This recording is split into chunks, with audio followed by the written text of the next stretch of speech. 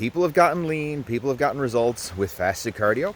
People have gotten lean, people have gotten results with fed cardio. So both work.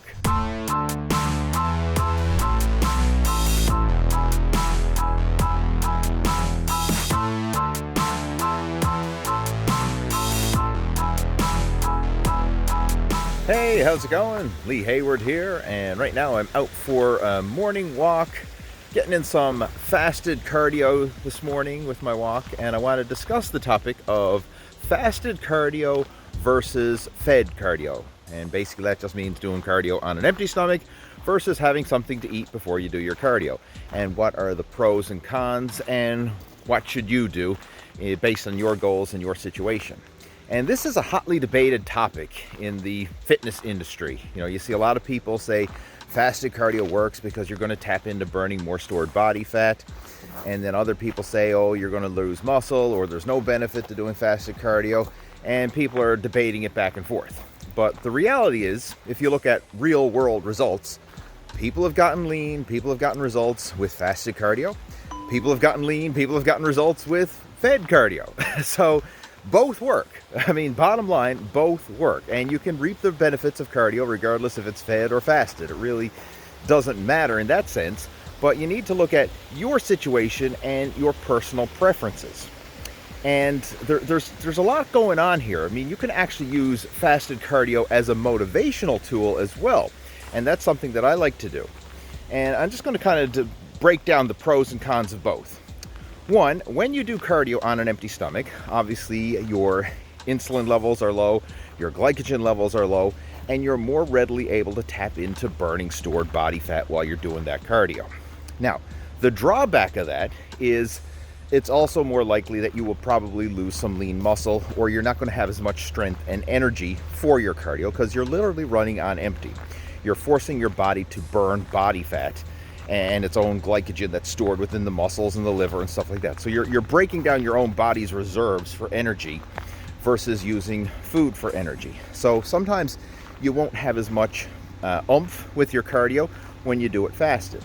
But if you're doing low intensity cardio, i.e. going for a walk, that's not a big deal because most people are not pushing the limits with walking. Like, it's not a physically demanding exercise, at least not for most people. I know depending on your fitness level, it may be. Like, some people, walking is a high intensity exercise because they're so overweight and out of shape. But for the average person, and probably most people who are watching this video, walking is probably not a very demanding exercise. It's low intensity cardio.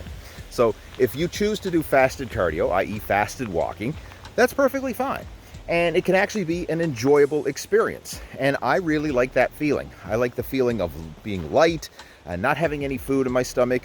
I just find that I get out there and I feel very loose and limber. And I enjoy that feeling. I enjoy the feeling of doing low intensity fasted cardio. And that actually gives me some motivation to do it. And then another motivation is after I do it, I get to go home now and enjoy a nice healthy breakfast. So that's another perk, if you will. Another motivational perk is I use the cardio as a motivational tool. Like, hey, if I do that cardio, then I get to enjoy a nice healthy breakfast, and that breakfast is going to taste extra good after my fasted cardio. So that's my little motivational trick. And this is something that you can use for yourself to help encourage you to exercise. If you need like a carrot and a stick, if you will, like you want to have dangle that carrot in front of your face, then fasted cardio could be that, because you can say, hey, after I exercise, I get to enjoy a nice healthy meal, have a nice serving of complex carbohydrates with that meal or whatever.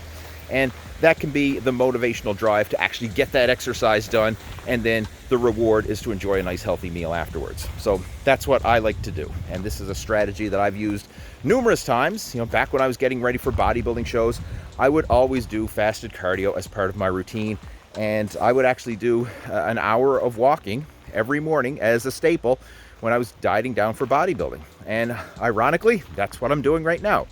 There's a local bodybuilding show coming up now in 5 weeks, and I'm incorporating more fasted cardio to help get ready for that show. So that's a strategy that I've used in the past. It worked really well. I enjoy it, and I'm using it again. But I will not use fasted cardio for high intensity cardio. So if I'm going on a really hard bike ride, or I'm going on a really long hike, or doing intervals or something really intense where I am pushing my body or going for long duration, then I don't want to do fasted cardio, because it's more likely that you're actually going to run out of energy, or your performance is going to suffer. And I actually experienced this just a few weeks ago. Actually, I was out for a long bike ride, and it wasn't even a fasted ride, but I ran out of energy during that ride. And when you run out of energy, it's known as bonking. Bonking is a term they use in endurance sports, like in running and in cycling and stuff like that. And basically what it means is your body has depleted the glycogen stores and you're literally running on empty, and you don't have enough energy in your body to sustain the effort, and you just hit the wall. Like it's a weird feeling. It really is. And unless you've experienced it before, it's kind of hard to explain. But the sensation that I had was I just ran out of energy. Literally. I mean, I got to the point on my ride where I couldn't even ride on the flat ground without taking a break. Like, it just got to the point where there was just no energy. There was no power in my legs. I started to feel lightheaded, started to feel dizzy. And it was all due to really low blood sugar, right? Because I had let my, I was in a calorie deficit anyway. And then when I was doing the long ride, I never had enough energy, and I literally depleted my glycogen stores. And this is something that can happen, especially if you're in a calorie deficit, especially if you're training for fat loss. So you got to be careful of that. So there's that fine line of whether you should be doing your cardio fasted or fed. Now, when I bonked, that was a 3-hour ride. Now, the first 2 hours, I felt phenomenal. I had energy to burn. I was pushing myself, loving the ride.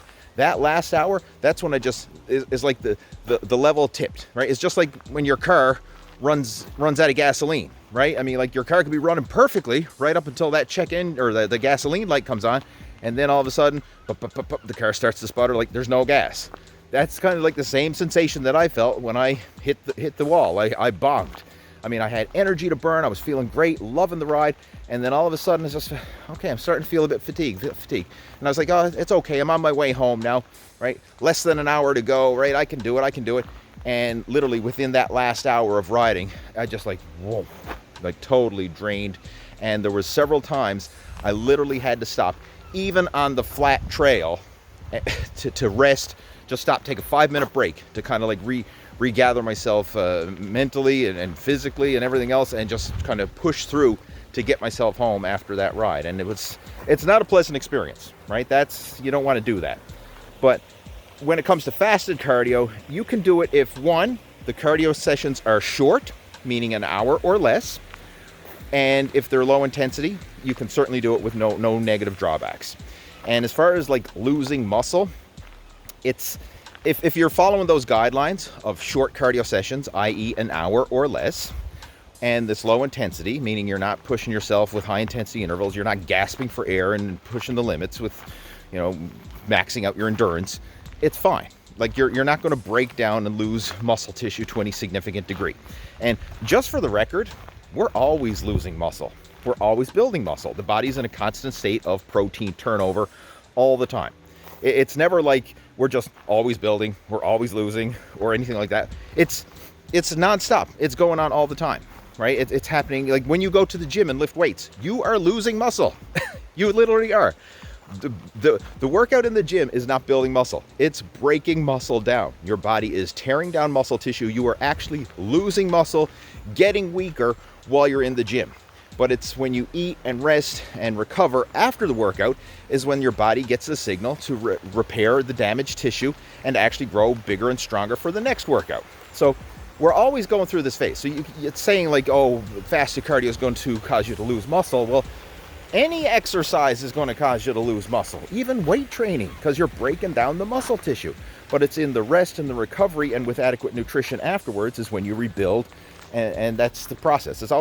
We're always going through phases of catabolism, phases of anabolism, building, losing, but it's just we want to tip the scale so that over time we are building lean muscle, burning body fat, and having a favorable change in our body composition. And you can manipulate that with your exercise and your nutrition choices. So right now, my main goal is maximum fat loss. And that's why I'm choosing to do some fasted cardio into my routine, help maximize that fat burning.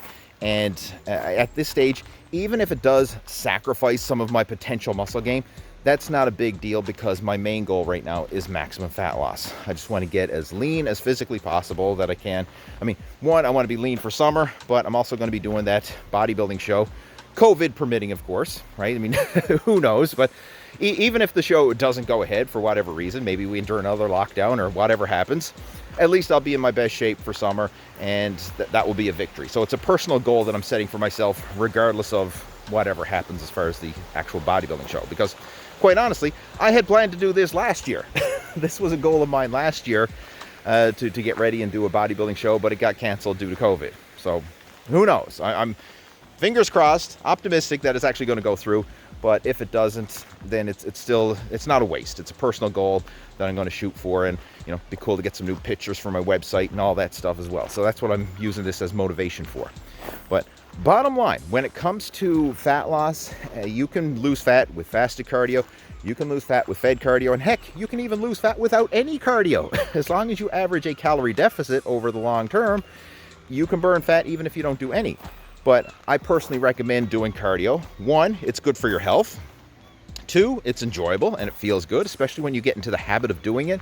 It's something you can really look forward to, and you get out and enjoy some amazing trails and views, just like I'm doing right now. So you can get to enjoy the great outdoors, and it actually allows you to eat more food, right? The more calories you burn, the more calories you get to eat, and it just creates that favorable body composition. So you're improving your endurance, you're feeling good, getting all that mental endorphins released and the fresh air and all that good stuff.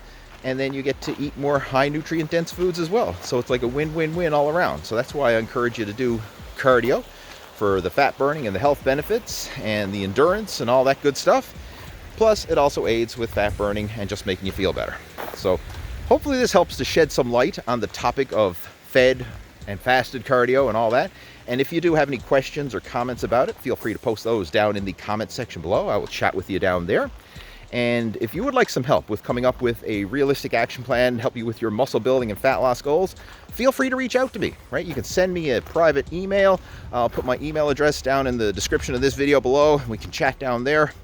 You can send me an email and we can chat, of course, that's what I mean. And see if we can come up with a realistic action plan that works for you. So if you'd want some help, feel free to reach out to me. And in the meantime, make sure to stay tuned for more future videos coming soon. Take care. Over and out.